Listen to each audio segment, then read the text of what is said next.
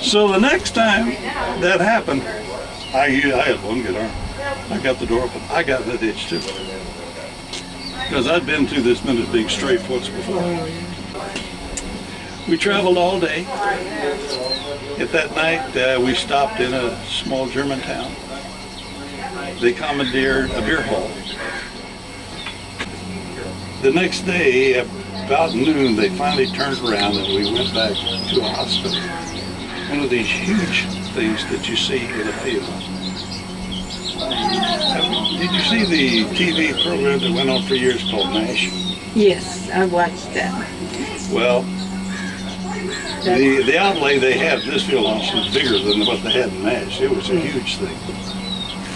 And as soon as you pull up to the gate, the doors pop open, they get you all out. The nurses are on you right away. They're doing this, they put you over here and this somebody over here. Within minutes, they put me on a stretcher. I said, I can walk. They said, no, lie down, lie down.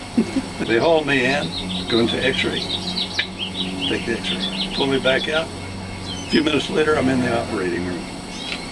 Oh, that's wonderful. It was really good. I woke up at 3 o'clock in the morning, encased in a plaster cast all the way up like that, all over, with this one arm fixed out like that.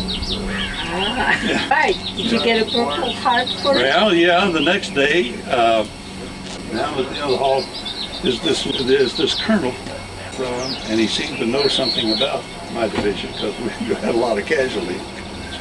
And he'd talk to you about it a little bit, then he'd pin the Purple Heart on you. Then after he goes along, another nurse comes along and takes it away. Well, you know, you're going to lose it. Yes. I don't have full use. You see, it doesn't straighten out entirely. Oh, yes. And it doesn't come all the way up. So I don't have full extension. There's more bone there than should be, I think. When they transferred me to the hospital in England, we were all arm and leg cases in this one ward. We had the prettiest little nurse. So at night, at 10 o'clock, they'd have lights out. I don't know why we were so contrary about it, but we seemed to have it in mind that we only cause her some vexation. I don't know why. We did that. And we'd lie there for a little bit, and it's totally dark, and somebody'd say, Bright Blossom 2, calling Fireside 3. You know, that poor woman would come out, switch on the light, and stamp her foot, and we would just roar with laughter. It was so cute to see her do that. Okay, then from time, you know, I told you that I had to have my arm operated on like a second time. So we had one guy that we all acknowledged he was a perfect gentleman. Okay, he had an operation one day. The horse wants to hear the story too. Yeah. We told this guy a story. We said that when that nurse came in to put you on the litter to take you out of here, you made a pass at her. And that wasn't good enough. You were really obnoxious. You kept grabbing for her and everything else. So when the nurse made the rounds that afternoon, he called her over and he said, I want to apologize. I would never have acted that way if it weren't for the fact I was under that sedation and that medicine. And the guys tell me I really made an ass out of myself. The nurse looked at him for a while, and then she looked at us. She said, you guys will stop at nothing. She knew what had happened. Tuesday afternoon, they had a little social. I said, what do you do? Oh, we just sit around and talk. They served tea and crumpets. Sitting across from me was the prettiest of the girls. I just went over to the girl and I said, you know, they may need help in the kitchen. We might not help. She said they might. And so she went with me. We went back there in the kitchen. And the kitchen was crowded, so I just maneuvered her behind the door, the swinging door there. Stood there for a little bit. And then I thought, what the heck? I took my good arm and slipped it around her waist and pulled that girl to me, and she chipped back her chin a little bit. I kissed her good. The birds began to sing. again. Life was good all over again. That's a sweet story.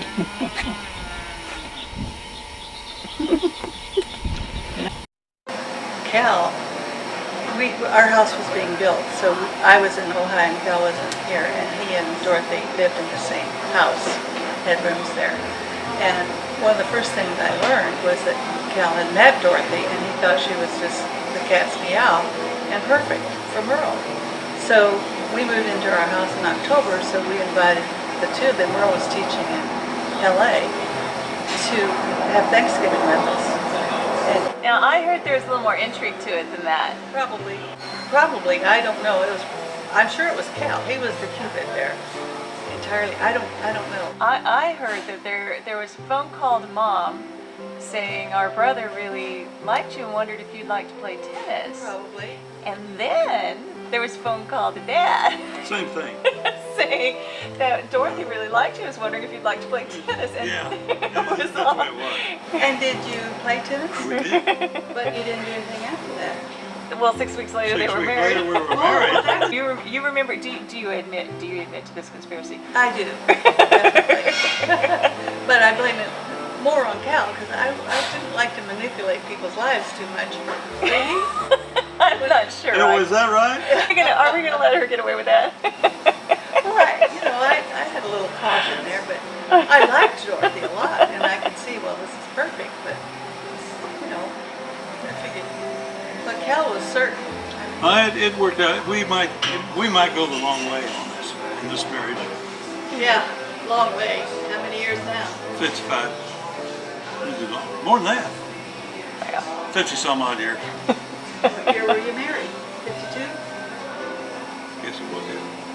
Well, you were married. Yeah. You were staying with us, I don't know, in the front bedroom, and the boys, there was a short hall, and bedroom one end, and their bedroom was at the other end, and Merle and Dorothy were going out for dinner, and Dorothy stepped out of the bedroom door, and she had on a black wool dress fitted with a red trimmed cummerbund on it, and so it accentuated her waist very nicely. And little Rick, who was just toddling, I mean, he was 2, and he came out of his door just when Dorothy stepped out of the door, and he looked at her and he said, "Wow!" He's always appreciated good-looking women. It's such a cute, I never will forget just how he looked. I mean, it was so expressive, you know, he thought she was pretty great.